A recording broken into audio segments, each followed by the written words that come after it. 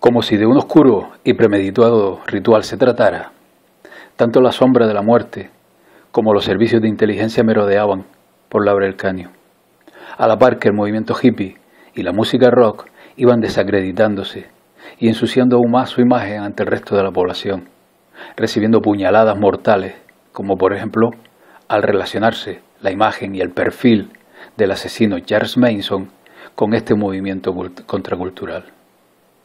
Sharon Tate, la víctima del brutal asesinato de Manson, que conmocionó al mundo, era muy conocida en Laurel Canyon, donde frecuentaba hogares de amigos como John Phillips, Cass Elliot y Abby Folger. Dennis Doherty, el otro papá del grupo de Mamas and the Papas, ha afirmado que él y John Phillips fueron invitados a la casa de Sky Drive en la noche de los asesinatos, pero por suerte nunca lo hicieron. Del mismo modo, Chuck Negron, del grupo Three Dog Night, un visitante regular de la Casa de la Muerte, Wonderland, había establecido una compra de drogas en la noche de ese asesinato en masa, pero se quedó dormido y nunca lo superó. Junto con las víctimas, los presuntos asesinos también vivían y o formaban parte de la escena de Laurel Canyon. Bobby Cupido Beausoleil, por ejemplo, vivió en un apartamento de Laurel Canyon durante los primeros meses del año 1969. Charles Tex Watson, que supuestamente lideró el escuadrón de la muerte responsable de la carnicería en Sky Drive, vivió un tiempo en una casa en, ¿adivina dónde? En la calle de las Tentaciones. Durante el periodo de 10 años, en el cual muchas muertes hubo en Laurel Canyon, muchas otras personas conectadas a aquel lugar también murieron, a menudo bajo circunstancias muy cuestionables. La lista incluye todos los nombres siguientes. Christine Hinton, quien murió en una colisión frontal en 1969. En ese momento, Hinton era novia de David Crosby. Ella era también la hija de un oficial del ejército destinado en la base militar Presidio de San Francisco. Otra de las novias de Crosby de esa misma época era Shirley Roecker, que creció también en una base militar, en la base de la Fuerza Aérea de Hamilton, en el condado de Marin. Alan Búho Ciego Wilson, cantante, compositor y guitarrista de la banda de blues rock de Laurel Canyon, Canet Heat, fue encontrado muerto en su casa en 1970. Su muerte fue declarada como un suicidio. Wilson se había trasladado al cañón de Topanga después de que la casa de la banda en Laurel Canyon, junto a la casa de Johnny Mitchell y la casa de Graham Nash, se quemara. Búho Ciego tenía solo 27 años en el momento de su muerte.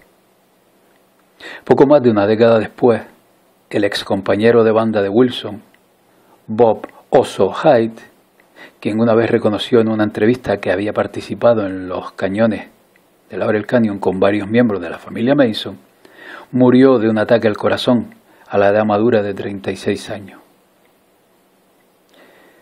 Jimi Hendrix, quien al parecer ocupó brevemente la mansión al norte de la Log Cabin después de mudarse a Los Ángeles en 1968, murió en Londres bajo circunstancias seriamente cuestionables en septiembre de 1970. Aunque rara vez habló de ello, Jimi había cumplido un periodo en el ejército de los Estados Unidos, con la 101 División Aerotransportada en Fort Campbell. Sus registros oficiales indican que fue forzado al servicio por los tribunales y luego liberado después de un año cuando supuestamente resultó ser un soldado de muy bajo perfil. Uno se pregunta, sin embargo, por qué se le asignó a una división tan de élite si realmente fue un fracaso. Uno también se pregunta por qué no fue sometido a medidas disciplinarias en lugar de habérsele concedido un pase libre de su servicio ostensiblemente ordenado por la corte. En una ocasión, el mismo Jimi dijo a periodistas que le dieron una descarga médica después de romperse un tobillo durante un salto en paracaídas. Y un biógrafo ha afirmado que Jimi fingió ser gay para obtener una liberación temprana. En el momento de la muerte de Jimi, la primera persona llamada por su novia, Monica Denneman, que fue la última en ver a Hendrix vivo, fue Eric Burdon, del grupo The Animals. 2 años después, Bardon se había trasladado a Los Ángeles y se había hecho cargo de los deberes de los asuntos de Frank Zappa, después de que Zappa había desocupado a la Log Cabin y se había mudado a una casa de menos perfil en Lauren Canyon. 1 año después de la muerte de Jimmy, una prostituta menor de edad llamada Devon Wilson, que había estado con Hendrix el día anterior a su muerte, se arrojó del 8º piso del Chelsea Hotel de Nueva York.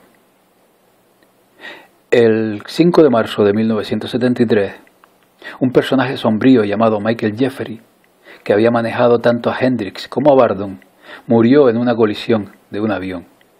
Se sabía que Jeffrey se jactaba abiertamente de tener conexiones con el crimen organizado y de trabajar para la CIA.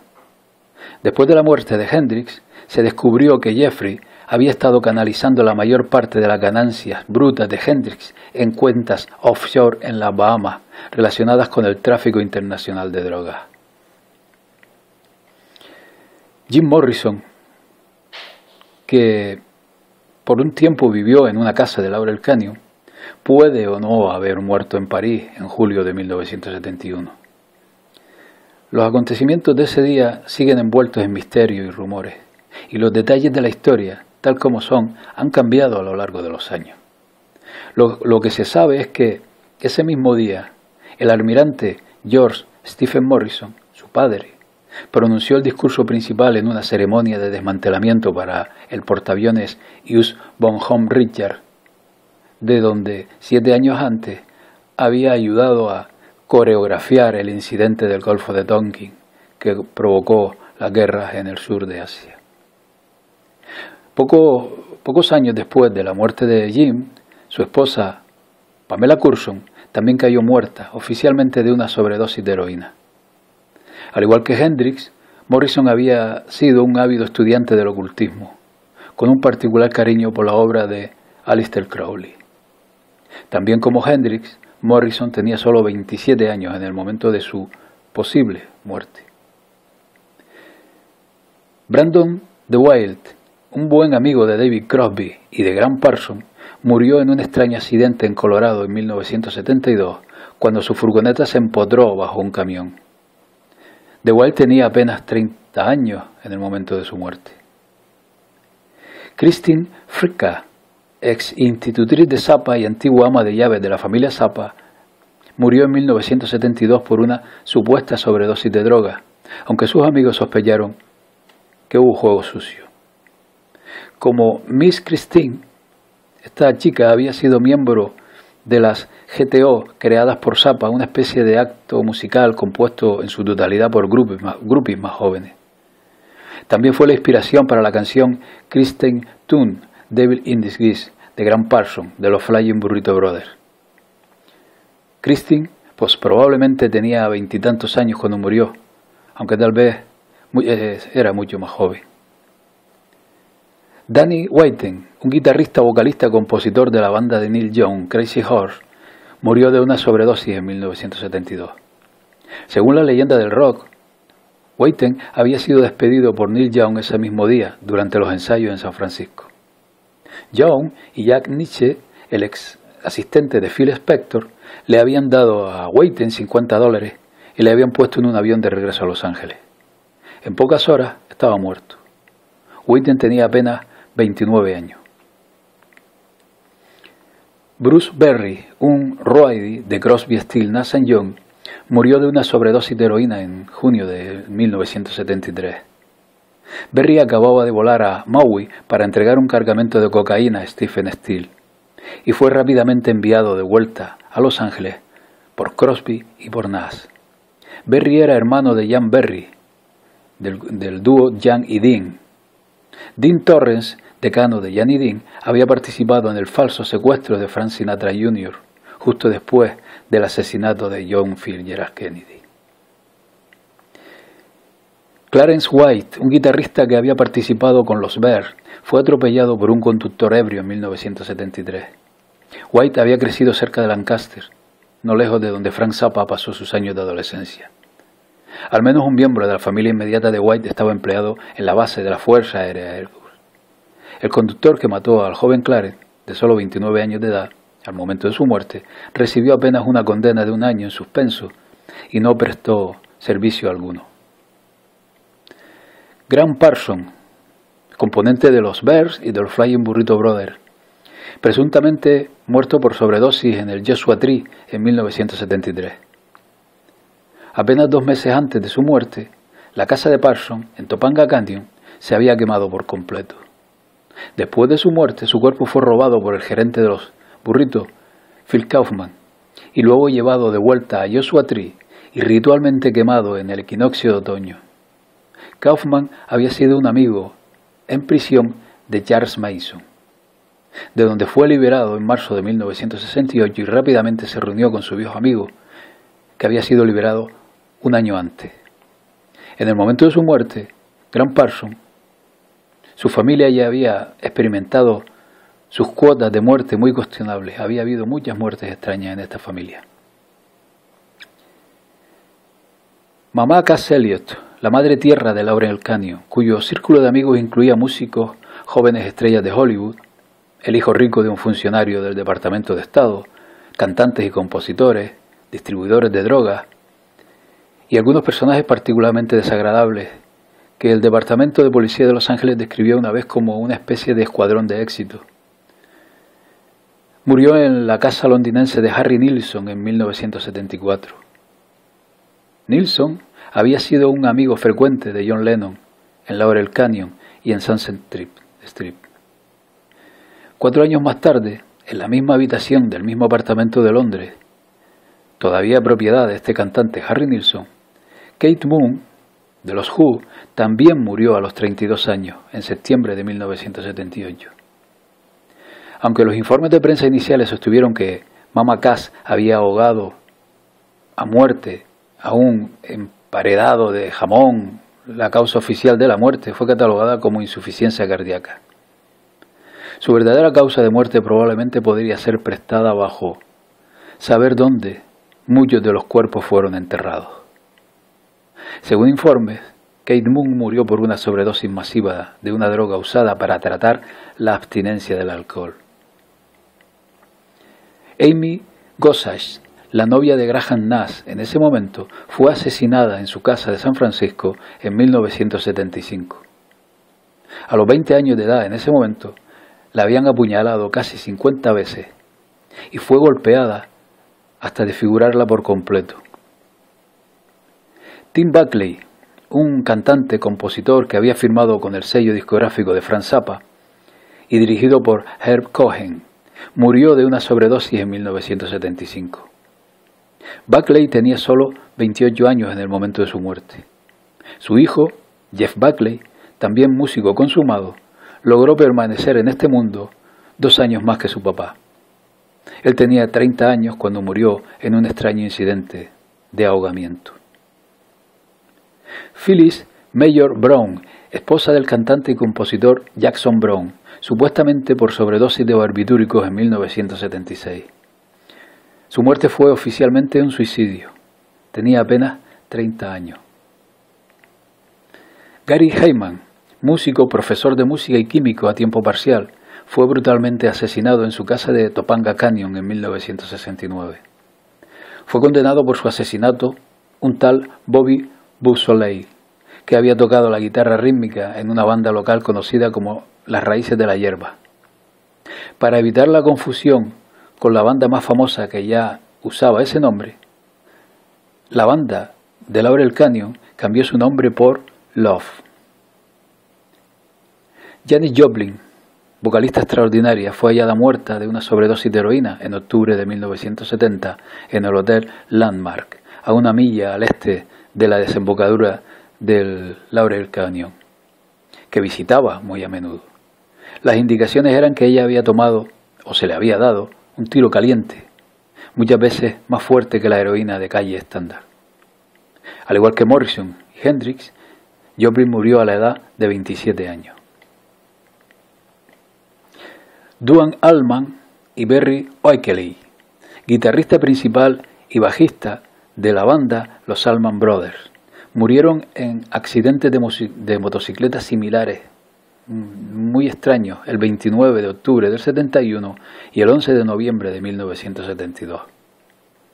Allman era el hijo de Wills Allman, un sargento del ejército estadounidense que había sido asesinado por otros soldados cerca de Norfolk, en Virginia, el hogar de la instalación naval más grande del mundo, en el año 1949. Duane fue asesinado cuando un camión giró frente a su motocicleta en una intersección e inexplicablemente se detuvo. Poco más de un año después, Oakley tuvo un accidente similar con un autobús, a solo 3 cuadras de donde Allman había muerto. Después del accidente, Berry se había sacudido el polvo y rechazado la atención médica, insistiendo en que estaba bien. 3 horas más tarde, lo llevaron al hospital, donde murió. Tanto Oakley como Allman tenían solo 24 años. Hay algunas otras muertes curiosas que podríamos agregar aquí también, aunque solo indirectamente se relacionaron con la escena de Laurel Canyon. Sin embargo, merecen una mención honorífica, especialmente las de Bobby Fuller y Phil Ochs. El primero porque es un extraordinario ejemplo de la labor ejemplar realizada por la policía de Los Ángeles, y el último porque solo puede contener una clave para entender el fenómeno de la calle de las tentaciones y la sombra alargada de los servicios de inteligencia. Bobby Fuller, cantante, compositor, guitarrista de Bobby Fuller 4, fue encontrado muerto en su automóvil en 1966, después de ser atraído lejos de su casa por una misteriosa llamada telefónica. Fuller es mejor conocido por escribir la canción de éxito I Fucked the Law, que acababa de llegar a las listas cuando supuestamente se suicidó a la edad de 23 años. La policía más tarde decidió que no era un suicidio, después de todo, sino más bien un accidente. No se molestaron en explicar cómo Fuller se había empapado accidentalmente con gasolina después de matarse accidentalmente. En el momento de su muerte, uno de los confidentes más cercanos de Fuller era una prostituta llamada Melody, que trabajaba en la discoteca de PG, donde Bobby jugaba con frecuencia. El club era propiedad conjunta de Eddie Nash, quien muchos años después orquestaría la masacre de Wonderland. Phil Ochs, cantante folk y activista político, fue hallado colgado en la casa de su hermana en Far Rockaway, en Nueva York, en 1976. A lo largo de su vida, Ochs fue una de las estrellas de la música rock y folclórica más abiertamente política de los años 60. Phil, un activista regular de la lucha contra la guerra, los derechos civiles y las manifestaciones laborales, parecía ser en todo momento un inquebrantable izquierdista político. Todo eso cambió, sin embargo, y bastante dramáticamente, en los meses anteriores a su muerte. Comenzando el otoño de 1956, comenzó a asistir a la Academia Militar de Staunton, la misma institución que el futuro asesino en serie, líder de culto, Gary Heidnik, asistiría solo un año después de que Ochs se graduara. Después de graduarse, Phil se matriculó en Ohio State University, pero no antes, por extraño que parezca, de haberse hecho una pequeña cirugía plástica para alterar su apariencia. Hacer esto era bastante raro en el año 1958. A principios de 1962, apenas meses antes de su graduación programada, Ochs comenzó a perseguir una carrera en la música. En 1966 había lanzado 3 álbumes. En el 67, bajo la dirección de su hermano Michael Ochs, Phil se mudó a Los Ángeles. Michael había empezado a trabajar el año anterior como asistente de Barry James, quien mantuvo una casa de fiestas en Laurel Canyon. A principios de los años 70, con su carrera comenzando a desvanecerse, Phil Ochs comenzó a viajar internacionalmente, generalmente acompañado de grandes cantidades de licores y píldoras. Esos viajes incluyeron una visita a Chile, no mucho antes del golpe de Estado patrocinado por Estados Unidos que derrocó a Salvador Allende. Al principio del verano del 75, Phil Ochs, como persona pública, cambió por completo. Utilizando el nombre de John Butler Train, se proclamó a sí mismo como un agente de la CIA y se presentó como un beligerante matón de la derecha. Le dijo a un entrevistador que, en el primer día del verano del 75, Phil Ochs, es decir, él mismo, fue asesinado en el hotel de Chelsea por John Train. Y dijo además, por el bien de las sociedades, público y secreto, él necesitaba ser librado. Ese asesinato simbólico, en el solsticio de verano, tuvo lugar en el mismo hotel que Devon Wilson había volado unos pocos años antes. Uno de los biógrafos de Ochs escribiría más tarde que Phil, o John, realmente creía que era un miembro de la CIA. También en esos últimos meses de su vida, Ochs comenzó a compilar listas curiosas con entradas que claramente eran referencia a la investigación de guerra biológica de los Estados Unidos, como toxina de marisco, Fort Dietrich, veneno de cobra, chantilly racetrack, dólares de plata hueco, etc. Y con esto creo que podemos pasar ahora por completo la lista de muertes de Laurel Canyon. No está completa, ya que solo hemos cubierto los años del 66 al 76. Algunos de esos nombres serán bastante familiares, mientras que otros serán significativamente menos. Ya fuera del ámbito de Laurel Canyon, hay otras muertes de músicos que no podemos olvidar, como por ejemplo la de el miembro fundador de los Rolling, Brian Jones. Después de una pelea con la banda fue encontrado muerto o apenas con vida en su piscina y posteriormente declarado muerto cuando los médicos llegaron. Hay mucha controversia en torno a su muerte. O la de Ronnie Van Zant, del grupo de rock sureño estadounidense Lynyrd Skynyrd, debido a que el avión privado del grupo se quedó sin combustible en pleno vuelo, en la que también murieron otros miembros, y puso fin al éxito de la banda en un accidente muy extraño. Por supuesto, la muerte a tiros de John Lennon de manos de Mark David Chapman, un posible MK Ultra. O la de Kurt Cobain, del grupo Nirvana, de aparente suicidio en 1994, pero no hay ni huellas dactilares en la carta del suicidio, ni pluma, ni nada, como si el que la utilizó por última vez estuviera haciendo guantes o la limpiara. Por supuesto, la de Michael Jackson, de aparente sobredosis en 2009. Michael Jackson estaba empezando a hablar un poco demasiado de los poderes fácticos, tanto en letras de sus canciones como en discursos que hizo en público, incluso señalándolo. O la del rapero Tupac. Y por supuesto la de Bob Marley, cuando una cara blanca se presentó en donde se alojaba el grupo de Marley, afirmando ser un cámara, pero no llevaba cámara, del equipo de la película que estaba allí para el concierto. Curiosamente su nombre era Carl Colby, este cámara, que resultó ser el hijo del exdirector de la CIA, William Colby, quien supuestamente regaló a Marley las zapatillas Adidas con aquel alambre de cobre que supuestamente le ocasionó la metástasis y la muerte al rey del reggae.